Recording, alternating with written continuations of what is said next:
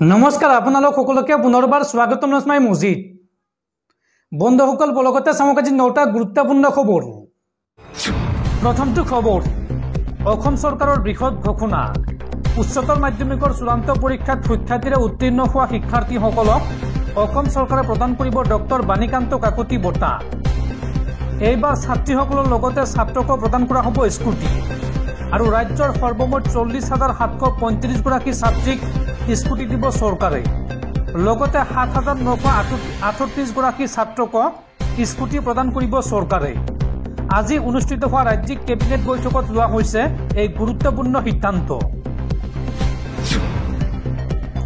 পৰৱৰ্তী খবৰ, যধে মধে উচ্ছেদ চলোৱাত নিষেধাজ্ঞা জাৰি কৰিলে দেশৰ উচ্চতম ন্যায়ালয়ে।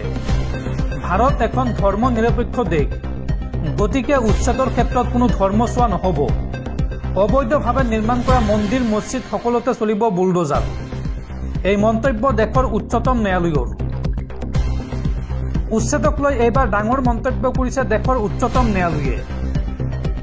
উচ্ছেদ চলোৱাত নিষেধাজ্ঞা জাৰি কৰিলে দেশৰ উচ্চতম ন্যায়ালয়ে। বুলডোজাৰ একশ্যনত নিষেধাজ্ঞাৰ সময় বৃদ্ধি কৰিলে ন্যায়ালয়ে। পৰৱৰ্তী নিৰ্দেশনা নহা পৰ্যন্ত চলাব নোৱাৰিব বুলডোজাৰ। আৰু লগতে ভাৰত এখন ধৰ্ম নিৰপেক্ষ দেশ বুলি মন্তব্য সুপ্ৰিম কোৰ্টৰ। উচ্ছেদৰ ক্ষেত্ৰত কোনো ধৰ্ম চোৱা নহ'ব। অবৈধভাৱে নিৰ্মাণ কৰা মন্দিৰ মছজিদ সকলোতে চলিব বুলডোজাৰ। কোনো দোষী অভিযুক্তৰ ঘৰত যধে মধে চলাব নোৱাৰিব বুলডোজাৰ। কোনো ব্যক্তি বা ব্যক্তিগত কাৰ্যালয় ঘৰত চলাব নোৱাৰিব বুলডোজাৰ। অবৈধভাৱে নিৰ্মাণ হোৱাটো প্ৰমাণ হ'লেহে চলাব পাৰিব উচ্ছেদ। অৱশ্যে চৰকাৰী মাটি, জলাশয়, ৰেলপথ আৰু ৰাজপথৰ ক্ষেত্ৰত নাথাকিব এই নিৰ্দেশনা। আৰু পদবতত থকা অবৈধ মন্দিৰতো চলিব বুলডোজাৰ। জমিয়ত উলেমাই হিন্দে দাখিল কৰা গোচৰক লৈ শুনানি গ্ৰহণ কৰি এই বৃহৎ ৰায়দান দিছে উচ্চতম ন্যায়ালয়ে। পৰৱৰ্তী খবৰ, বীৰ লাচি থানাৰ নেতা শৃংখল চলিহাৰ বিৰুদ্ধে এইবাৰ বিস্ফোৰক অভিযোগ নেমচুৰ। যিজন শৃংখল চলিহাই মিয়াক লৈ ৰাজনীতি কৰিছিল, সেইজন শৃংখল চলিহাই এতিয়া মিয়াসকলক উজনি অসমলৈ লৈ গৈছে। শৃংখল চলিহাই নামনিৰ পৰা উজনিলৈ মিয়া শ্ৰমিক লৈ যোৱাৰ অভিযোগ নেমচুৰ সভাপতি বদৰুল ইছলামৰ। মিয়া খেদা শৃংখল চলিহাই এতিয়া নিজেই পুনৰ মিয়া শ্ৰমিকক লৈ গৈছে উজনি অসমলৈ। যিজন শৃংখল চলিহাই মিয়াক লৈ ৰাজনীতি কৰিছিল, সেইজন শৃংখল চলিহাই এতিয়া মিয়া শ্ৰমিকসকলক উজনি অসমলৈ নিয়া আৰম্ভ কৰিছে। শৃংখল চলিহাৰ নেতৃত্বত মিয়া শ্ৰমিক উজনি অসমলৈ গৈছে। উজনিৰ ইটা ফাটাসমূহলৈ হাজাৰ হাজাৰ মিয়া শ্ৰমিক লৈ গৈছে শৃংখল চলিহাই। নামনিৰ পৰা উজনিলৈ মিয়া শ্ৰমিক লৈ যোৱাৰ অভিযোগ শৃংখল চলিহাৰ বিৰুদ্ধে। এই বিস্ফোৰক অভিযোগ উত্থাপন কৰিছে নেমচুৰ সভাপতি বদৰুল ইছলামে। দৰ্শকসকল আৰু বহুতো গুৰুত্বপূৰ্ণ খবৰ আছে। তাৰ আগতে আপোনাক জনাওঁ যে যদি আপুনি এতিয়ালৈকে এইটো ভিডিঅ'ত লাইক কৰা নাই তেন্তে এতিয়াই ভিডিঅ'টোত লাইক কৰি দিয়ক। আৰু এনেকুৱা ধৰণৰ ভিডিঅ'সমূহ নিতৌ চাবলৈ চেনেলটো ছাবস্ক্ৰাইব কৰি কাষত থকা বেল আইকনটো প্ৰেছ কৰি ৰাখক। পৰৱৰ্তী খবৰ, কংগ্ৰেছৰ বিৰুদ্ধে বিজেপিৰ সৰ্ববৃহৎ প্ৰতিবাদ। এইবাৰ প্ৰতিবাদত নামিল বিজেপিৰ মন্ত্ৰী, বিধায়ক আৰু হাজাৰ হাজাৰ নেতাকৰ্মী। মন্ত্ৰী পীযুষ হাজৰিকাৰ নেতৃত্বত বিশাল প্ৰতিবাদী সমদল। কংগ্ৰেছ অধ্যক্ষ মল্লিকাৰ্জুন খাৰ্গেৰ পুত্ৰৰ মন্তব্যক লৈ গৰজি উঠিল বিজেপি দল। কংগ্ৰেছৰ বিৰুদ্ধে এইবাৰ বিজেপিৰ নেতা মন্ত্ৰীৰ উত্তাল প্ৰতিবাদ। মন্ত্ৰী পীযুষ হাজৰিকাৰ নেতৃত্বত বিশাল প্ৰতিবাদী সমদল। কংগ্ৰেছ অধ্যক্ষ মল্লিকাৰ্জুন খাৰ্গেৰ পুত্ৰৰ মন্তব্যক লৈ গৰজি উঠিল বিজেপি দল। বিজেপিৰ শ শ নেতাকৰ্মীৰ প্ৰতিবাদত উত্তাল হৈ পৰিল জাগিৰোড। মল্লিকাৰ্জুন খাৰ্গেৰ বিৰুদ্ধে অসম বিদ্বেষী মন্তব্য কৰাৰ অভিযোগ। জাগিৰোডৰ ছেমি কণ্ডাক্টৰ প্ৰকল্পক লৈ মল্লিকাৰ্জুন খাৰ্গেৰ পুত্ৰই কৰিছিল বিৰূপ মন্তব্য। কংগ্ৰেছ অধ্যক্ষৰ পুত্ৰ তথা কৰ্ণাটকৰ মন্ত্ৰী প্ৰিয়ংকা খাৰ্গেৰ এই মন্তব্যক লৈ সৰব বিজেপি। বৃহৎ প্ৰতিবাদত অংশগ্ৰহণ কৰে বিধায়ক জিতু গোস্বামী, ৰমাকান্ত দেউৰী আৰু দিগন্ত কলিতাই। অসমক লৈ অপমানসূচক মন্তব্য কৰাৰ পৰা বিৰত থাকিবলৈ সকিয়নি বিজেপিৰ নেতা মন্ত্ৰীসকলৰ। পৰৱৰ্তী খবৰ, চিৰদিন ক্ষমতাত নাথাকে মুখ্যমন্ত্ৰী হিমন্ত বিশ্ব শৰ্মা আৰু মুছলমানক বাদ দি অসমৰ উন্নয়ন সম্ভৱ নহয় এইবুলি মন্তব্য কৰি মুখ্যমন্ত্ৰীৰ বিৰুদ্ধে সৰব হৈ পৰিছে AIUDF প্ৰধান মৌলানা বদৰুদ্দিন আজমল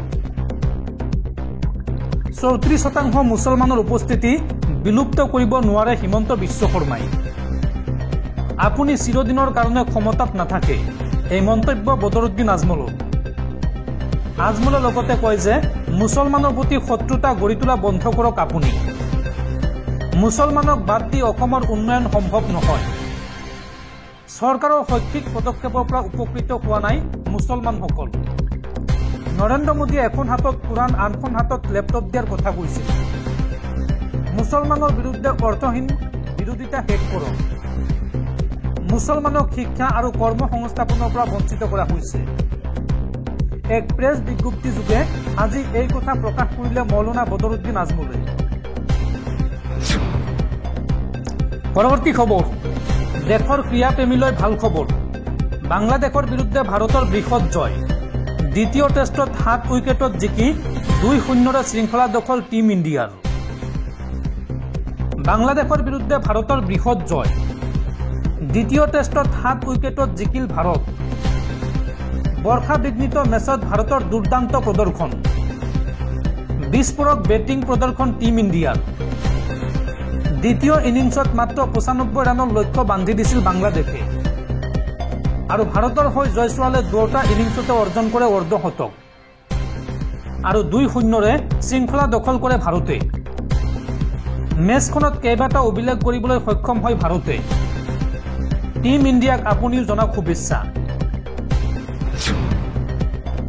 পৰৱৰ্তী খবৰ গুৱাহাটী ৰেল ষ্টেচনত 14 লাখ নগদ ধন জব্দ ৰাজধানী এক্সপ্ৰেছৰ পৰা জব্দ কৰা হৈছে এই ধনখিনি নগদ ধনসহ মহাবীৰ সিং নামৰ এজন লোকক আটক কৰিছে আৰক্ষীয়ে ধৃত মহাবীৰ সিঙৰ ঘৰ উত্তৰ প্ৰদেশৰ ফিৰোজাবাদত পৰৱৰ্তী খবৰ সোণাপুৰৰ কচুতলিৰ উচ্ছেদত উচ্চতম ন্যায়ালয়ে স্থগিতাদেশ জাৰি কৰা সন্দৰ্ভত এইবাৰ প্ৰতিক্ৰিয়া প্ৰকাশ কৰিছে ৰাজ্যৰ মুখ্যমন্ত্ৰী ডক্টৰ হিমন্ত বিশ্ব শৰ্মাই হিমন্ত বিশ্ব শৰ্মাই এই সন্দৰ্ভত কয় যে গুৱাহাটী উচ্চ ন্যায়ালয়ৰ নিৰ্দেশ অনুযায়ীহে উচ্ছেদ চলোৱা হৈছিল কচুতলিত আৰু উচ্চতম ন্যায়ালয়ে যি নিৰ্দেশ দিয়ে সেয়া মানি চলিম বুলি মন্তব্য কৰে মুখ্যমন্ত্ৰীগৰাকীয়ে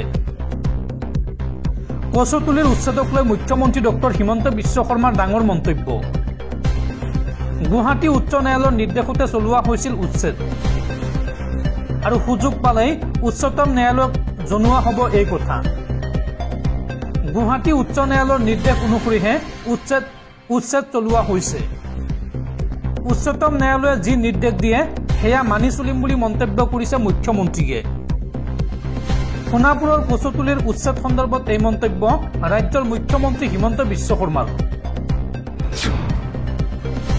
পৰৱৰ্তী খবৰ পৰ্যটকসকললৈ ভাল খবৰ মুকলি হল কাজিৰঙা আৰু ওৰাং ৰাষ্ট্ৰীয় উদ্যান 2024-25 পৰ্যটন বৰ্ষৰ বাবে কাজিৰঙা ৰাষ্ট্ৰীয় উদ্যানৰ প্ৰৱেশদ্বাৰ মুকলি কৰিলে ৰাজ্যৰ বন মন্ত্ৰী চন্দ্ৰমোহন পাটোৱাৰীয়ে আজিৰে পৰা পৰ্যটকৰ বাবে মুকলি হৈছে কাজিৰঙা ৰাষ্ট্ৰীয় উদ্যান আৰু ওৰাং ৰাষ্ট্ৰীয় উদ্যান বিশ্ব ঐতিহ্য ক্ষেত্ৰ কাজিৰঙা 2024-25 পৰ্যটন বৰ্ষৰ আজি আনুষ্ঠানিকভাৱে বন মন্ত্ৰী চন্দ্ৰমোহন পাটোৱাৰীয়ে আৰম্ভণি কৰে এই অনুষ্ঠানত কাজিৰঙা লোকসভা সমষ্টিৰ সাংসদ কামাখ্যা প্ৰসাদ তাছা মন্ত্ৰী অতুল বৰা আৰু কেশৱ মহন্তৰ লগতে ৰাষ্ট্ৰীয় উদ্যানখনৰ সঞ্চালক আৰু অন্যান্য বিষয়াসকল উপস্থিত থাকে তেওঁলোকে আটায়ে কাজিৰঙাত জীপ সাফাৰী কৰে আৰু তাৰ সমান্তৰালকৈ আজিৰ পৰা পৰ্যটকৰ বাবে মুকলি কৰা হৈছে ওৰাং ৰাষ্ট্ৰীয় উদ্যানো অৱশ্য কাজিৰঙাত এতিয়া জীপ সাফাৰীহে আৰম্ভ কৰা হৈছে হাতী সাফাৰী অহা 1 নৱেম্বৰৰ পৰা আৰম্ভ হ'ব